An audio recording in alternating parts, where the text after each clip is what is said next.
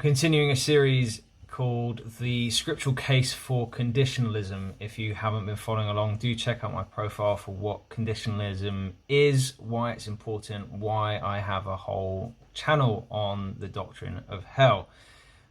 I'm going to be skipping quite a lot of narrative from Genesis 9, which was the last video, through to Genesis 19. And we're going to focus on Genesis 19 because it's a key example of God's judgment, which is utilized by Jesus, by Old Testament prophets Ezekiel and Jeremiah, as well as New Testament authors such as Peter and Jude, including Revelation as well, around some of the passages that are used to defend eternal torment. I may do a couple of videos on this passage, but first off, I want to focus on what the passage is. So leading up to Genesis 19, we have the key stories of Abram becoming Abraham, the interactions he has with other nations, the interactions he has with God, God's blessing and covenant with Abraham, both in terms of circumcision, but also the blessing of the nations. We have Abraham's interaction with Lot in Genesis 13, which is a key starting point to Genesis 19, in the sense that you have foreshadowing of how evil Sodom already is when Lot, who is Abraham's nephew, splits from Abraham because their livestock and their people are competing for space, and Lot chooses what looks like basically the Garden of Eden. It is a fruitful place full of good things for his livestock, and yet it's next to Sodom, which is a place labeled evil basically by the preceding verses. Abraham moves away. He is then visited by some angels, or the Lord. The language sort of blurs the boundaries of, are these men, are they God, are they messengers or angels? And it's a really interesting thing that we don't have time to dig into now. And during this conversation, Abraham then contends for Sodom to try and stop God's destruction. And it's an interesting example of a human mediating with God on behalf of the wicked. And God allows this. God allows Abraham to whittle him down to staying his hand from destruction for the sake of 10 righteous. He doesn't find 10 righteous, and therefore the destruction happens. And so in Genesis 19, we have the angels coming to Sodom. Lot has clearly moved from being near Sodom to being in Sodom and part of the town. We see a horrendous story unfolding as these angels or strangers are then propositioned by the people of Sodom. It's quite a brutal story, but it is also a story of evil and God's judgment upon it.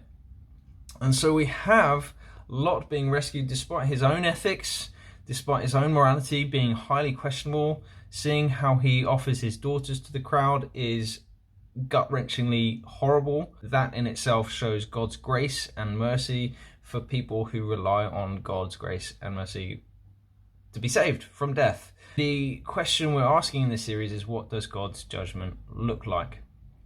And we have here in Genesis 19 verse 23, the Lord rained down sulfur and fire on Sodom and Gomorrah. It was sent down from the sky by the Lord. He overthrows the cities. Lot's wife looks back and is turned into a pillar of salt. That's a whole other theological discussion. Abraham gets up early in the morning and looks out over Sodom and Gomorrah, and as he did so, he saw smoke rising up from the land like smoke from a furnace. So these themes of sulfur and fire, smoke rising up, follow us throughout the rest of Scripture, and here are pictures of total destruction.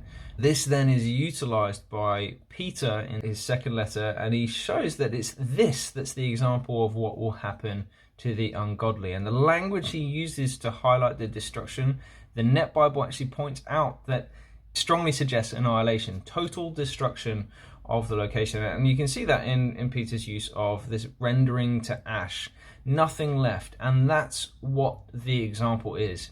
A common response from those who defend eternal torment is that the example actually includes this group of people living beyond death, going to Hades, and then being tormented. But that's not in the text, and that's not what Peter is highlighting as the example. And this is also echoed in Jude. The example is the destruction, and that's what will happen totally to the ungodly in the end. It will be totally removed from creation. And you can see that in the theme of 2 Peter, in that he utilizes the flood to emphasize this, and then emphasize it in 2 Peter 3 as well, that the end is in mind, not just some intermediate state of physical death as the example that leads to then spiritual death and an ongoing existence. No, it's the total destruction of Sodom and Gomorrah.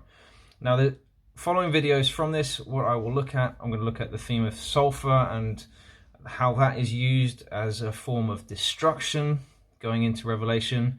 I'll also be looking at what happens to Sodom and Gomorrah. A key universalist text is Ezekiel 16 verses 50. If you want to get onto that and have a little look, it says about Sodom and Gomorrah being restored, and we'll look into that and whether that's a key defense of universalism or how conditionalists might approach that passage.